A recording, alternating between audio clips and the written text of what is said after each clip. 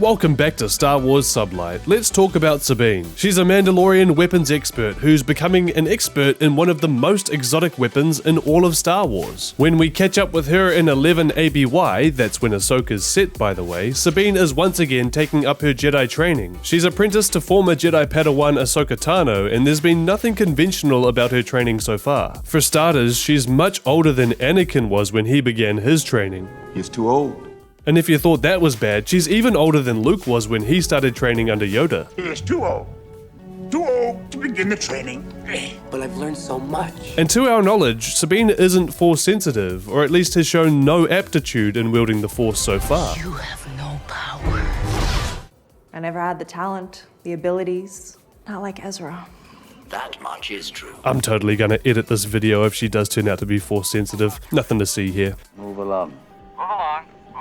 And not to mention, she hasn't constructed a lightsaber of her own, a rite of passage for any Jedi Padawan. But just like everything in this vast galaxy, there are exceptions to every rule. Sabine doesn't need to construct a lightsaber from scratch because she already has one. That's too bad. She's currently wielding Ezra Bridges' green saber, with a few modifications. You have since made your own modifications, so it is now your lightsaber.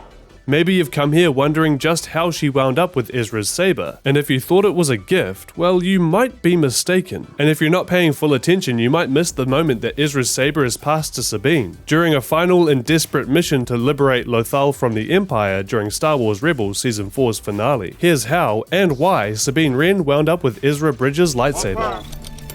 The last time audiences saw Ezra was on the deck of Grand Admiral Thrawn's Imperial Star Destroyer, the Chimera. He was brought aboard by Thrawn in an attempt to end the rebellion on Lothal. But the last time Sabine saw Ezra was inside the Imperial Garrison and Command Center on Lothal, which is their base of operations planetside. Thrawn has orders to bring Ezra aboard to meet with the Emperor. He warns Ezra to surrender immediately and tells him he's not going to entertain any sort of rebel theatrics.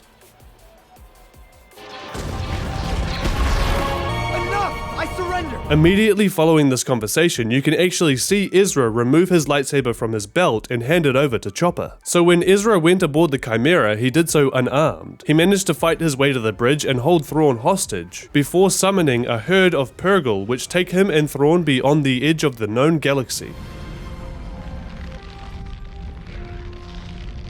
With Thrawn and the 7th Fleet vanishing above the skies of Lothal, the rebels rig the Imperial Command Center to blow with a full suite of Imperials stationed within. From here, Chopper throws Ezra's lightsaber to Sabine. She uses it to blow out a viewport window and allow the rebels time to escape before detonating the Imperial base. From here, it seems that Sabine has held on to Ezra's saber, and when Professor Huyang inspects the hilt, he notes that she has made her own modifications to it.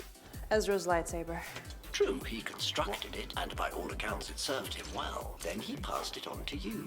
This would have been the saber Sabine uses during her apprenticeship to Ahsoka Tano before Ahsoka abandoned her Padawan. The fact that Sabine has made Ezra's lightsaber her own will make for an interesting reunion when the pair see each other for the first time in years. It remains to be seen if Ezra will want his saber back at all. Perhaps he will have constructed a third lightsaber by then. Perhaps he won't need one anymore. So that's the tale of how Sabine got Ezra's lightsaber, but let's take a minute to talk about the decision around why Sabine has Ezra's lightsaber. But before we do that, I'd like to invite you to join us here at Star Wars Sublight if you're not subscribed already. I started this channel as a place for everyone to come out of hyperspace and to explore the finer details of a galaxy far, far away. You'd be amazed at what you miss while traveling at light speed, so why not join us? And together, we'll overanalyze the galaxy together. Speaking of overanalyzing things, let's take a look at the real reason why Sabine actually has Ezra's lightsaber. And I'm not talking about how she simply got it from Chopper, but perhaps it's because Ezra wanted her to continue his training. In the finale of Star Wars Rebels,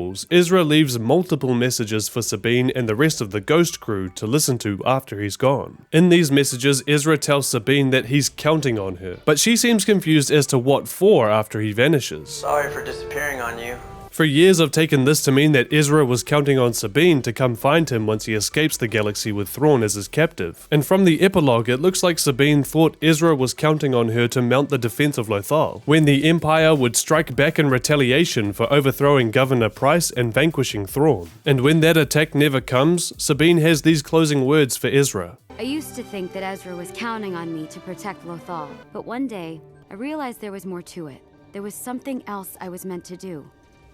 After watching the beginning of the Ahsoka series on Disney+, these words begin to take on a whole new meaning. Sabine isn't saying that she's destined to find Ezra, she's saying she's destined to follow in his footsteps and become a Jedi. I believe that if Dave didn't intend this to be the case then, he's made it true with the Ahsoka series now. But please let me know what you think. What is Sabine referring to in the finale of Rebels? Is she destined to find Ezra? Or is she destined for greatness as a member of a new Jedi Order? Remember to give this video a like if you learned something new, sub to Sublight if you haven't already, and remember that the Force will be with you. Always.